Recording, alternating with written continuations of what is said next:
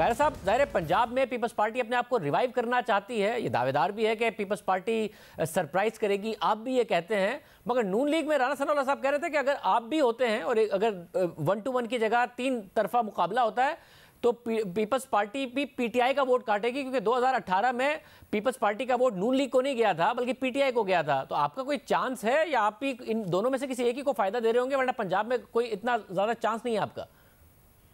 शाहिद साहब, ये पिछले इलेक्शन में जो वोट होता है वो एक सर्टन आपका वोट होता है, वो जो आपके साथ लिंक्ड होता है आपकी फिलॉसफी आपके आइडियोलॉजी के साथ। एक वो होता है जो इलेक्टेबल अपने साथ लिए फिरते हैं, और एक वो वोट होता है जो हवा उस वक्त क्रिएट होती है, इलेक्शन फीवर। सो कई तरह का वोट इकट्ठा होता है।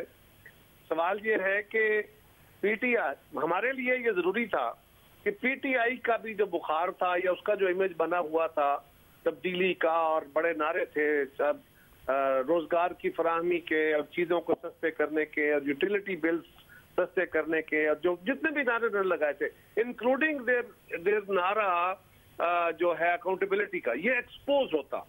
आज उनकी गवर्नेंस एक्सपोज खड़ी है, वो कहाँ खड़े हैं। इसी तरह लोगों की नजर में आज उनकी वो हैसियत नहीं है।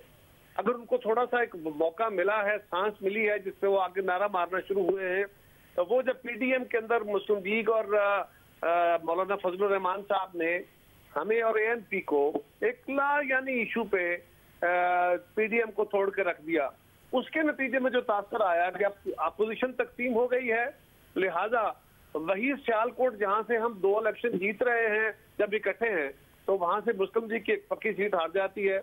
कश्मीर के अंदर मुस्लिम लीग हुकूमत में होने के 5 साल हुकूमत में रहने के बावजूद 2-4 सीटें ले सकती है। तो ये तासर इसलिए आया कि हम आपस में दस्तगिरबा हो गए। अगर ऐसा ना होता तो यकीनन कश्मीर में आज अपोजिशन के लोगों की हुकूमत होती, आज फेडरल गवर्नमेंट की स्पॉन्सर्ड हुकूमत ना होती। लेकिन मैं आपसे एक गुजारिश करूंगा, ये एक कश्मीर के अंदर हमारी परफॉर्मेंस आप देख लीजिए, बलूचिस्तान के अंदर जो ज्वाइनिंग हुई है, ठीक है, इलेक्टेबल्स का एक बड़ा ग्रुप आया है जो अपनी हैसियत रखता है। पंजाब के अंदर मुस्लिम लीग का भी एक्सपोज होना हमारे लिए बहुत जरूरी था कि मुस्लिम लीग जो बयानिया लेके चली थी, वो बयानिया वोट को इज्जत दो वाला आज कहाँ खड़ा है। मुस्लिम लीग क्या अपने उस बयानिए के साथ उसी इखलास के साथ खड़ी है, या 2 बयानिए अलग अलग जो नुक्ता नजर है, अलग अलग जो ग्रुप्स हैं, अलग अलग जो इंटरेस्ट हैं, उसको वो बयान कर रहे हैं, और वो अब बयानिया खुल के सामने आना शुरू हो गया है, जिससे आप देख रहे हैं कि मुस्लिम लीग के वोटर में भी मायूसी है, और उसकी रिफ्लेक्शन एक तरफ अपोजिशन को तोड़ने की और दूसरी तरफ मुस्लिम लीग के डबल बयानिए की अब वो खुल के सामने आ गई, कश्मीर में भी और इधर जो सियालकोट में भी। तो हम ये कह रहे हैं कि हमारे साथ भी बहुत सारे इलेक्टेबल्स के रास्ते थे। ये इलेक्टेबल्स की पॉलिटिक्स का मैं जाती तौर पे तो शायद सब मुखालिफ हूं। कैसे, अगर मैं जानना चाहूँ कि अगर इलेक्टेबल्स आपके पास आ भी गए, जाहिर इलेक्टेबल्स पे पार्टी वोट देखते हैं, आपको लगता है कि उन्हें नून लीग या तहरीक इंसाफ के अलावा नजर आएगा कि पीपल्स पार्टी एक्चुअली पंजाब में इतना रिवाइव कर गई है कि एक तो हमारा अपना वोट बैंक, उसमें मिलाकर कुछ हजार पीपल्स पार्टी का वोट बैंक भी हमें मिल जाएगा, क्योंकि पीपल्स पार्टी ने रिसेंटली किसी बाई इलेक्शन में पंजाब में कोई अच्छा परफॉर्म नहीं किया है? ये बात आपकी दुरुस्त है, बिल्कुल आपकी बात दुरुस्त है, लेकिन पंजाब के अंदर हमारे कोई 25-30 मेंबरान वो हैं जिन्होंने बड़ा हैंडसम वोट लिया था। ठीक है, वो दूसरे नंबर पे या तीसरे नंबर पे आए थे या चौथे नंबर पे आए थे, लेकिन वोट उन्होंने ठीक लिए थे। हम ये नहीं कह रहे कि हम पूरा पंजाब फतह कर लेंगे, हम ये कह रहे हैं कि पीपल्स पार्टी पंजाब में रिवाइव होगी।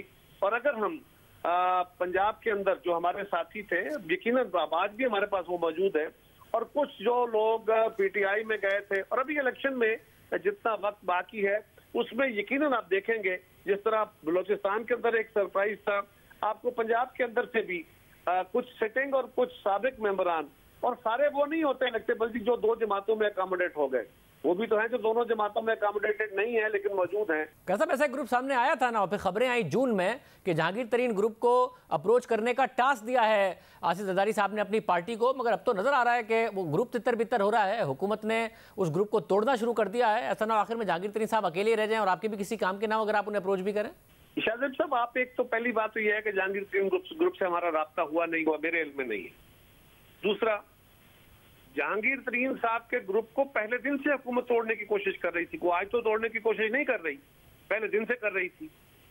उन्होंने एक बंदा तोड़ लिया, उसके खिलाफ गवर्नमेंट ने बड़ा जाके क्वेश्चन मेयर्स लिए और उसको उसका इरादा तो टूट गया।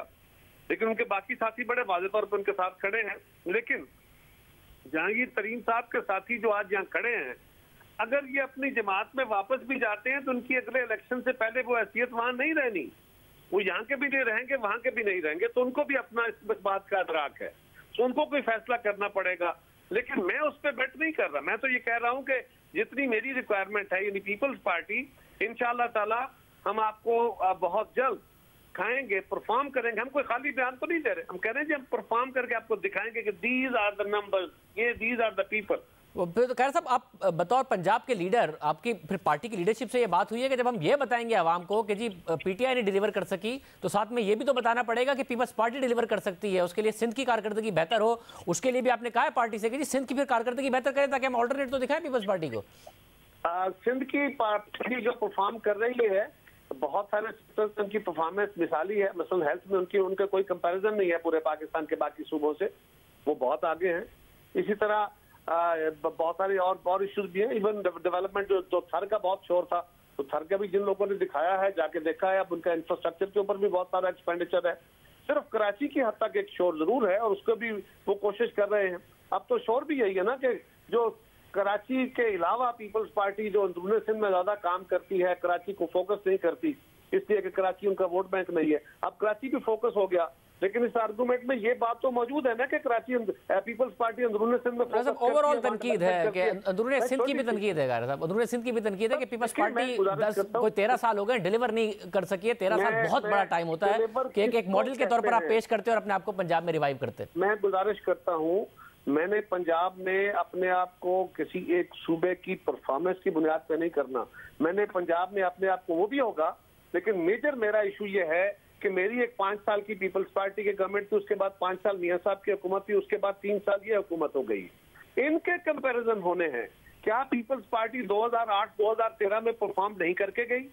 क्या हमने 2008 में जिस हालात में मुल्क लिया था, 2013 में मुल्क वहीं खड़ा था? क्या हमने पाकिस्तान के मेजर इश्यूज रिजॉल्व नहीं किए थे? क्या हमने रोजगार फराहम नहीं किए? क्या हमने चीजें सस्ती नहीं रखी?